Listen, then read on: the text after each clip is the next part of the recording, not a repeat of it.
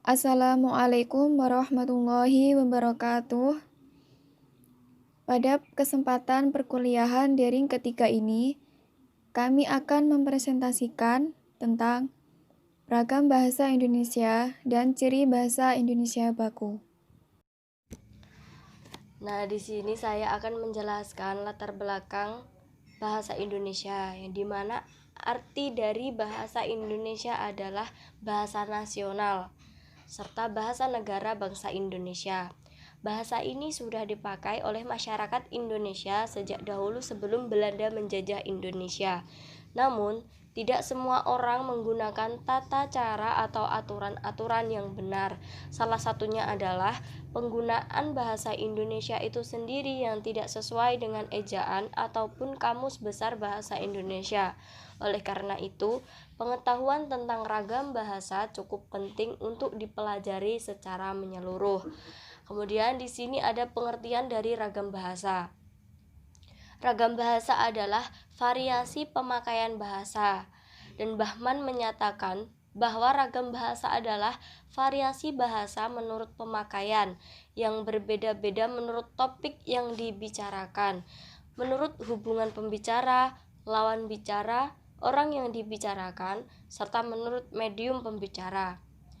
Ragam bahasa yang bersifat perseorangan. Ragam bahasa ini disebut dengan istilah idiolek. Idiolek adalah variasi bahasa yang menjadi ciri khas individu atau seseorang pada saat berbahasa tertentu. Kemudian ada macam-macam ragam bahasa Indonesia. Ada 3, yaitu yang pertama, ragam bahasa berdasarkan cara berkomunikasi, ragam bahasa berdasarkan cara pandang penutur, dan ragam bahasa berdasarkan pesan komunikasi atau topik pembicaraan. Dan di dalam ragam bahasa berdasarkan cara berkomunikasi itu ada 2 ragam. Yang pertama adalah ragam lisan, yang artinya bahasa yang dihasilkan alat ucap. Dalam ragam bahasa lisan ini, pembicara dapat memanfaatkan tinggi rendah suara atau tekanan, air muka, gerak tangan, atau isyarat untuk mengungkapkan ide. Kemudian yang kedua ada ragam tulis, yang artinya bahasa yang dihasilkan dengan memanfaatkan tulisan dengan huruf sebagai unsur dasarnya.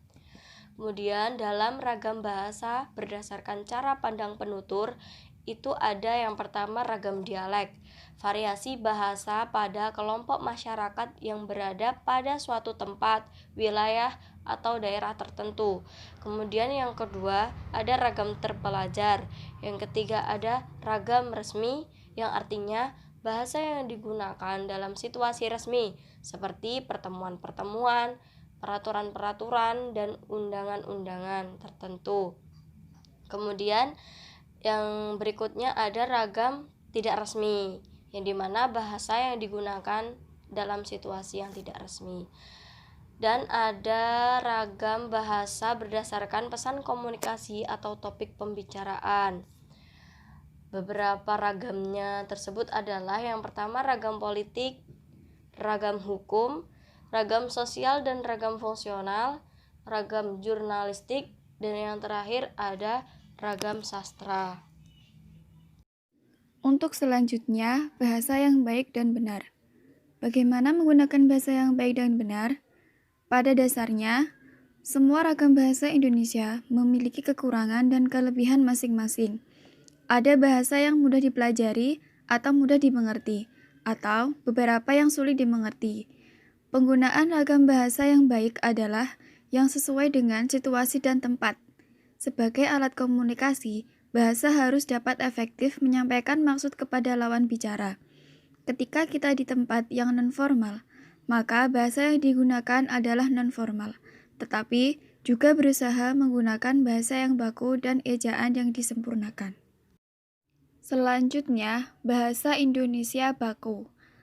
Bahasa Indonesia baku adalah bahasa yang digunakan dalam situasi resmi, di mana pembicara atau penulis dituntut untuk bersikap sopan atau hormat terhadap mitra bicara, seperti dalam ceramah, pidato, seminar, atau diskusi.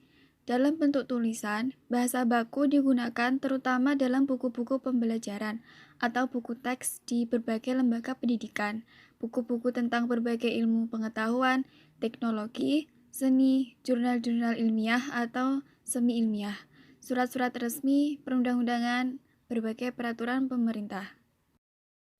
Adapun ciri-ciri bahasa Indonesia baku, yaitu menggunakan unsur gramatikal secara eksplisit, menggunakan imbuhan secara lengkap, menggunakan kata ganti resmi, menggunakan kata baku, menggunakan EYD, yaitu ejaan yang disempurnakan, bukan bahasa percakapan, tidak menggunakan bahasa daerah tertentu, tidak dipengaruhi bahasa asing, dan pemakaian kata sesuai konteks kalimat.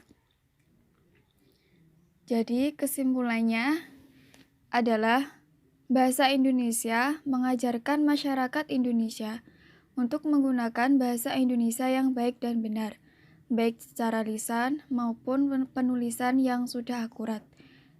Secara garis besar, ragam Indonesia terbagi menjadi dua macam, yaitu ragam lisan dan ragam tulis, di mana kedua ragam tersebut memiliki perbedaan, yakni ragam lisan membutuhkan lawan bicara, sedangkan ragam tulisan tidak membutuhkan lawan bicara.